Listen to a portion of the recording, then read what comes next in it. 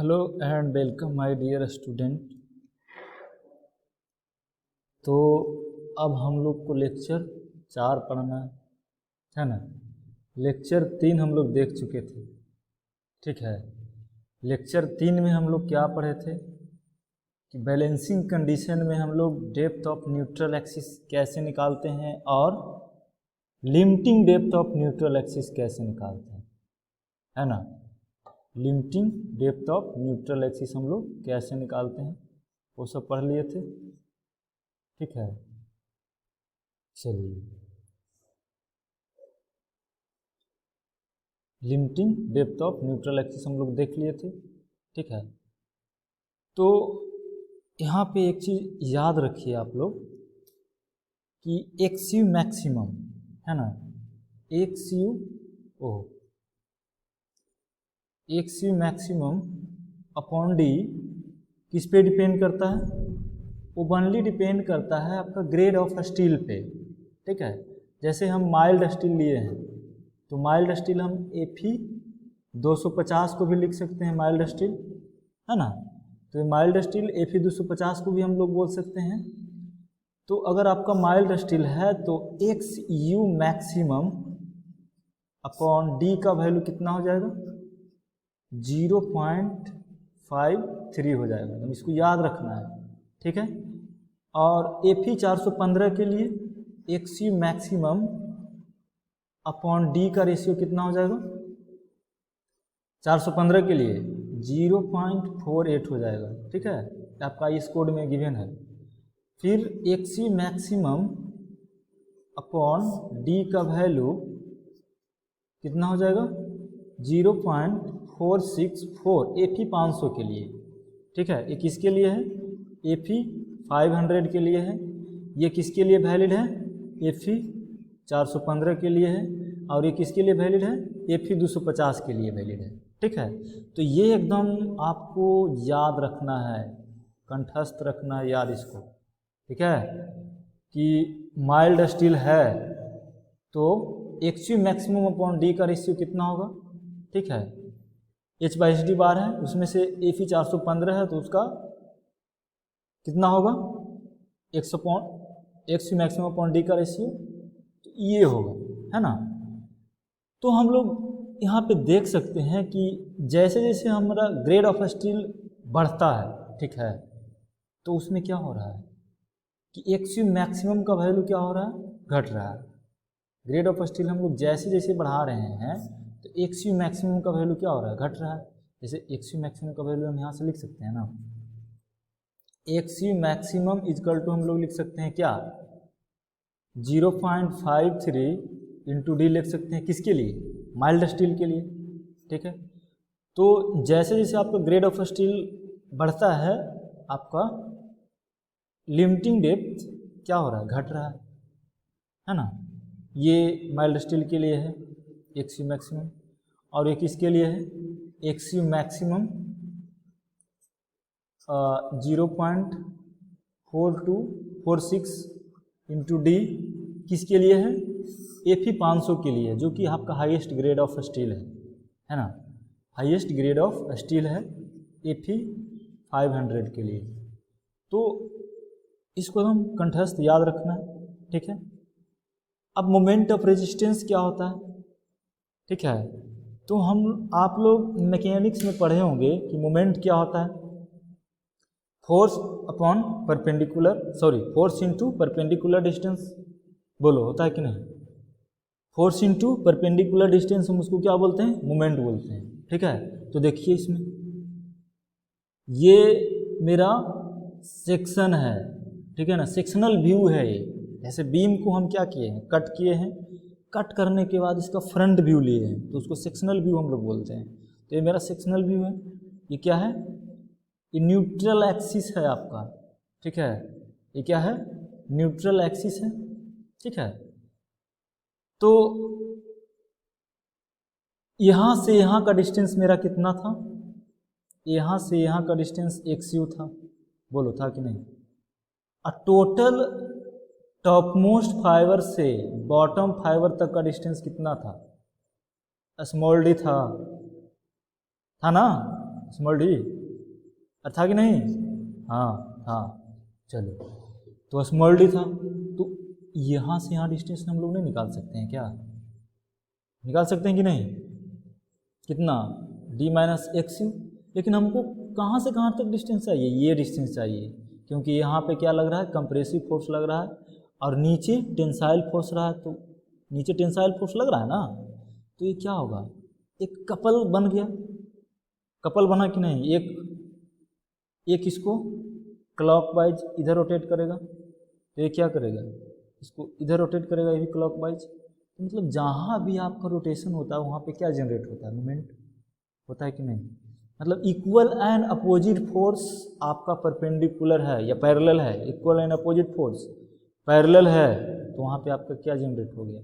Moment generate होगा कि नहीं? यहाँ मोमेंट जनरेट होगा ना। अरे एक फोर्स तुमको इधर घुमाना चाहता है, ये वो है जो इधर घुमाना चाहता है, ठीक है, तो जनरली मतलब ऐसे घूमोगे, ऐसे घूमोगे, वैसे घूमोगे, मोमेंट जनरेट हो जाएगा, होगा कि नहीं? तो यहाँ पे यही है कि कंप्रेसिव फोर्स, टेंसाइल फोर्स दोनों इक्वल एंड अपोजिट फोर्स है, ठीक है, यानी इक्वल तो नहीं है लेकिन अपोजिट फोर्स है, तो वहाँ पे मोमेंट जनरेट हो जाएगा तुम्हारा। तो यहाँ पे लीवर आर्म हम इसको बोल सकते हैं, ठीक है।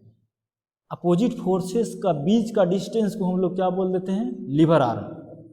तो ये आपका अपोजिट फोर्स है, इसके बीच का डिस्टेंस को हम लोग क्या बोल देते हैं? Lever arm. तो कितना डिस्टेंस होगा?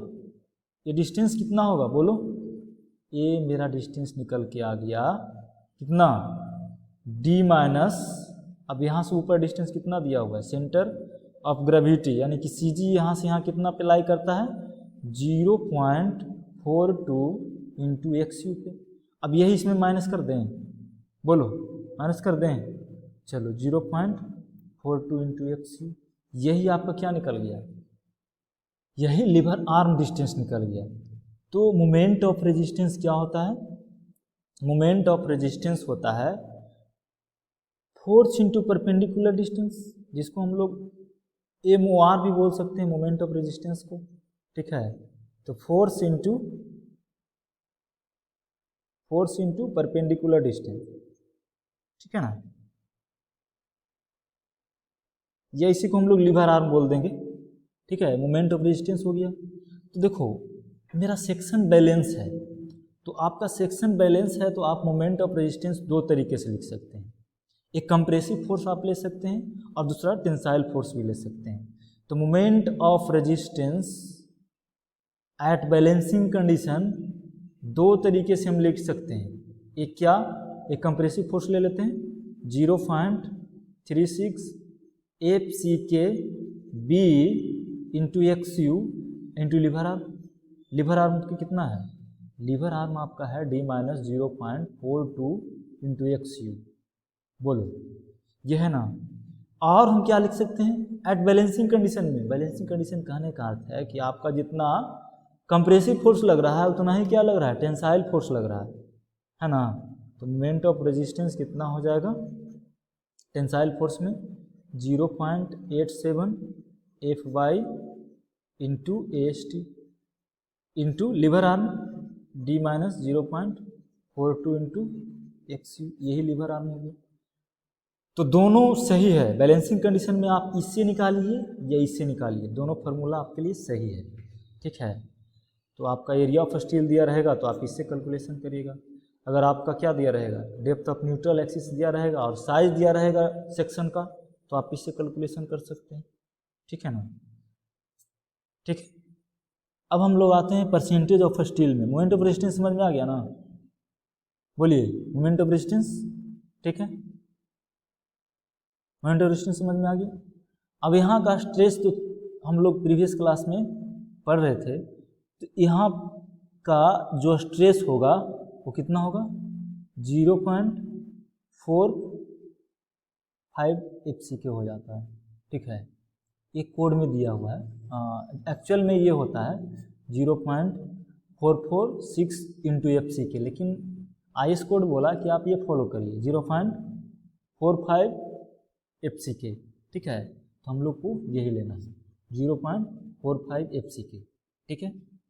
तो stress in compression side 0.45 FC के, stress in tension side 0.87 into F by, और इसको एरिया से मल्टीप्लाई कर दिए तो हमको फोर्स मिल गया, है ना। तो इसमें भी एरिया से मल्टीप्लाई कर दीजिएगा तो आपका क्या मिलेगा, कंप्रेसिव फोर्स मिलेगा। तेज मिल गया आपको, है ना। चलिए परसेंटेज ऑफ स्टील हम लोग देखते हैं। परसेंटेज ऑफ स्टील क्या होता है, ठीक है ना। तो हम लोग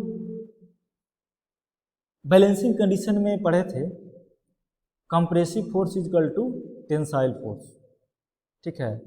तो कंप्रेसिव फोर्स कितना है, 0.36 FC के B इंटू XU, है ना। ये किसके बराबर था, टेंसाइल फोर्स कितना आपका था, 0.87 F बाई इंटू AST। बोलिए ये था कि नहीं। परसेंटेज ऑफ स्टील हमको निकालना है, तो देखिए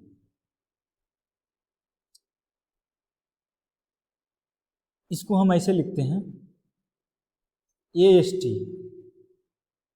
अपॉन B इक्वल टू हम लोग लिख सकते हैं 0.36 FC के इंटू XU डिवाइड बाई क्या हो जाएगा, 0.87 F बाई, बोलिए होगा कि नहीं।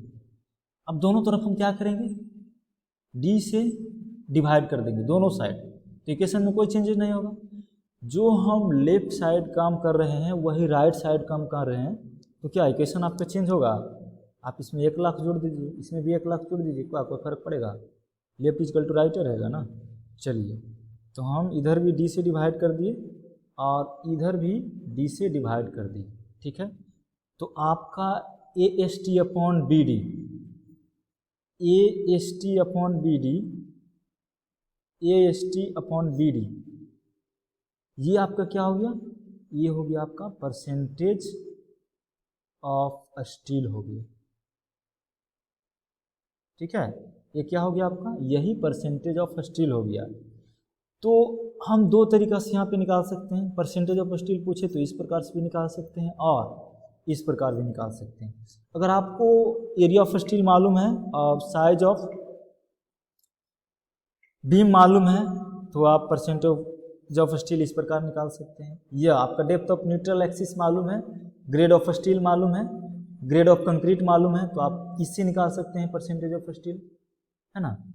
तो परसेंटेज ऑफ स्टील पूछता है, आपको ऑब्जेक्टिव में पूछेगा तो आप कैसे निकालिएगा, तो आप निकालिएगा इसी से, ये है ना, उसी से निकालना है। चलिए हम एक बार और फार्मूला इसको थोड़ा अच्छा से लिख देते हैं। Percentage of steel is equal to, जब भी आपको लिखना है तो लिखना है परसेंटेज ऑफ स्टील इस प्रकार, परसेंटेज ऑफ स्टील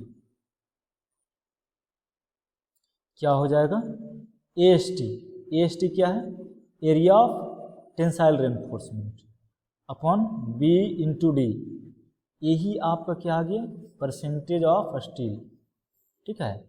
ये आपका क्या आ गया, परसेंटेज ऑफ स्टील आ गया। अब यहाँ पे B क्या है, B है आपका depth of, sorry width of section, section की बात करते हैं, विड्थ ऑफ सेक्शन, बीम का जो हम सेक्शन लिए हैं ना उसका क्या है, विड्थ है, ठीक है। और ये D क्या है, इफेक्टिव डेप्थ है। D आप इससे अवगत है ना, D हम लोग पहले पढ़ चुके हैं ना, क्या है, इफेक्टिव डेप्थ है D, ठीक है। तो ये आपका निकल गया परसेंटेज ऑफ स्टील, ठीक है। तो चलिए नेक्स्ट लेक्चर में हम लोग देखेंगे कि अंडर रेनफोर्स्ड क्या होता है, ओवर रेनफोर्स्ड क्या होता है, बैलेंसिंग सेक्शन क्या होता है, मतलब सेक्शन के बारे में हम लोग पूरा के डिटेल पढ़ेंगे, ठीक है। मतलब बैलेंस सेक्शन मेरा क्या है, रेनफोर्स्ड, अंडर रेनफोर्स्ड क्या है, ओवर रेनफोर्स्ड क्या है। तो इस लेक्चर को हम यहीं पे स्टॉप करते हैं, है ना। आप लोग रिवीजन करिए, वीडियो को बार बार देखिए, कोई प्रॉब्लम आता है तो पूछिए, व्हाट्सअप करिए, मैसेज करिए, ठीक है ना। वीडियो को लाइक शेयर करिए, अगर पसंद आता है तो, नहीं पसंद आता है तो बोलिए कि सर इम्प्रूवमेंट की ज़रूरत है, यहाँ कुछ दिक्कत हो रहा है ना।